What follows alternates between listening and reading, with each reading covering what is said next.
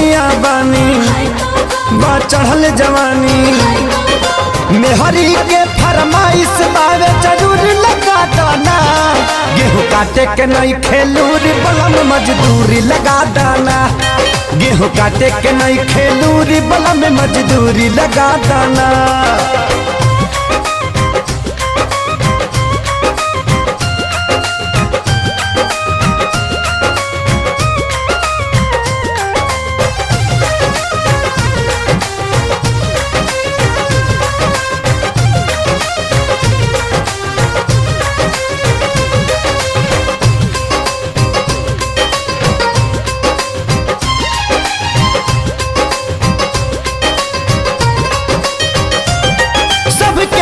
कटनी राजा करता